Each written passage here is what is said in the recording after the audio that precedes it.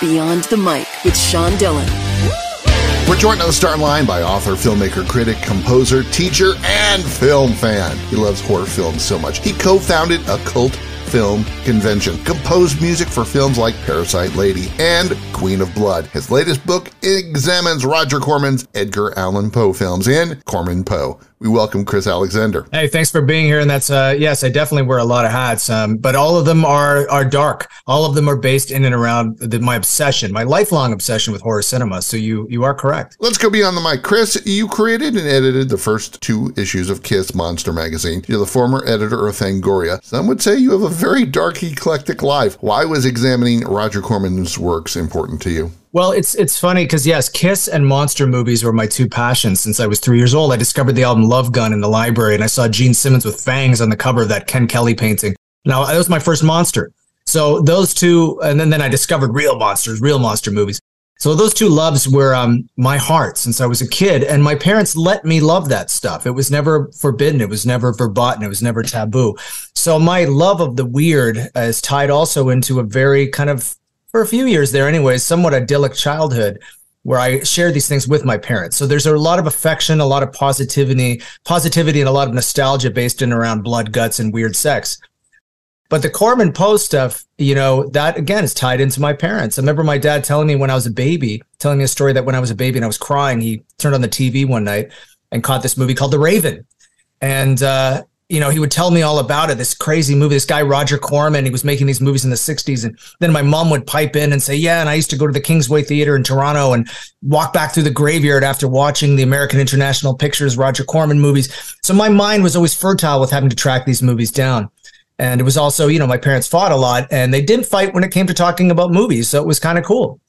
So years later, I embarked in a professional life in strange cinema. And one of the first orders of business was to track down Roger. So for the past 20 years, I've counted Roger as a friend. And I've had many, many conversations about these movies, these 8 films, and decided that it was time, Roger's 97, to put all our conversations into context in a little love letter, a little book. And that's what Corman Poe is. As you had these conversations with Roger for the book over these years, what did you discover about the way he saw film and how did that change you? Roger is the gentleman of horror cinema. He's an intellectual. And I always appreciated that because since I was a kid, even before I understood about intellectualizing these bizarre, arcane, and sometimes there's a lot of stigma around horror, the ghettoized and disrespected, but Roger never viewed cinema that way.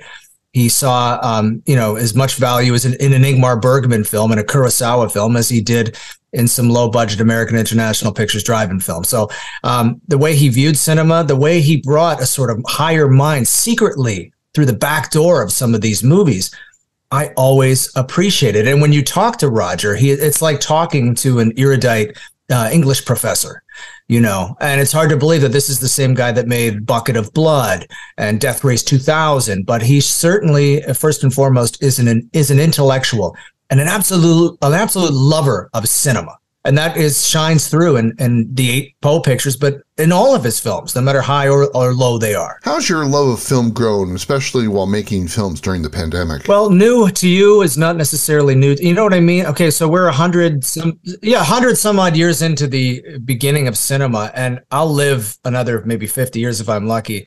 And I still won't be able to see every horror movie ever made. I mean, there's so much out there that I missed. So during the pandemic, we saw a couple things. I don't think we really saw much of a slowdown in production. We saw different forms of production. In fact, we've kind of dialed back the clock back to Roger's heyday or the dawn of the youth culture and the drive-in and the independent horror film, wherein a lot of independents were making films for the myriad platforms we now have, Netflix, Hulu, Tubi, all these places that are looking for content, people were delivering. So while Hollywood may have gone and had a nap during the pandemic, the independents rose. And I was one of them. I mean, I made 3 or 4 movies during the pandemic with skeletal crews, under the wire, no permits, So I took that page out of Roger's book and necessity being the mother of invention. Sure, we had to do it under the strain of the pandemic, but sometimes those kinds of strains help the creative process. So I was, as a film fan, I am embarrassed to say, even though it was a miserable time in human history, I was kind of in my glory. I was just glutting, watching films, making films, and I had an excuse to do it. You know, I didn't have to apologize for wasting, quote unquote, wasting time watching movies. Corman Poe is the book, and Chris Alexander joins us beyond the mic for the Rockin Aid. It's 8 random questions. Answer with the first thing that comes to your mind. Chris, there's no pressure. First horror movie you let your 3 sons watch? First horror film I let them watch was probably George A. Romero's Dawn of the Dead. And I say that they're all 2 years apart. That's the first movie I let them watch together at the same time when they were all ready. So for sure, and that's a big movie in my life, big movie in our house. Rathbone or Price? Oh, Vincent Price. I mean, sure, Basil was great in the one Corman film he did, but, no, I mean, nothing touches Vincent. Nothing. He's untouchable. He's iconic. He should be on Mount Rushmore as far as I'm concerned. Laurie or Karloff? I wish I could put them together because their energies bounce so well together. But I gotta say Peter, because he brought such mirth to those couple of films that he was in, such a sense of humor and almost jazz-like improv. So I'm going to go with Peter Lorre. Where's the best place on the Sheridan College campus to think? Oh, my house. Teaching again during the pandemic, teaching virtually. Never mind the campus, sitting in my living room, surrounded by my pinball machines and weird arcane stuff. That was the best place. Last romantic comedy you went and saw? Well, that's interesting because I considered Ty West's Pearl kind of a romantic comedy. It was a blackest night comedy. There was an element of romance and tragedy, everything that I I'm looking for in romantic comedies, i.e. I never really look for romantic comedies, was alive and well in Pearl, but set against the framework that I definitely approved of. Which, I know it's like picking your children, but which of the Poe films is your favorite? That's I volley back and forth between my favorite and the best. I think the best is probably the one that everyone says is the best, and that's 1964's The Mask of the Red Death. It's certainly the most accomplished and Bergman-esque of the series, but I know 1961's The Pit and the Pendulum is my all-time favorite of the series. I mean, to me, it's one of the greatest horror movies ever made.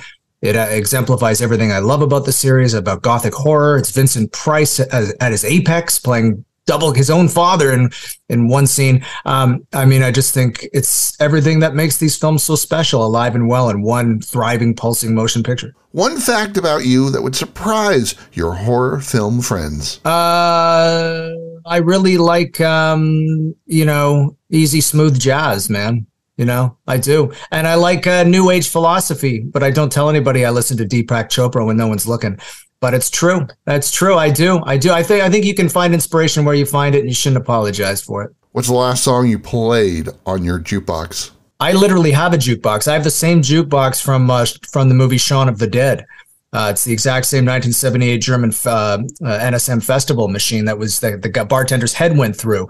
So I literally have a jukebox here. I'm looking at it right now. The last song I played might have been If I Can't Have You by the Bee Gees. How about your favorite Nicolas Cage movie? Oh, well, yes, I'm not only a Nick Cage fan, super fan, I'm a friend. Favorite? Well, that's a tough call. So many different phases of Nicolas Cage's career. I think it all maybe boils back down to what I think is one of the greatest performances on screen ever, not just by Nick Cage, but by anybody. It's a silent film performance in a color talkie movie, and that's 1989's Vampire's Kiss. It's time for One Big Question with Chris Alexander beyond the mic. Chris, what is major studio horror movies missing right now?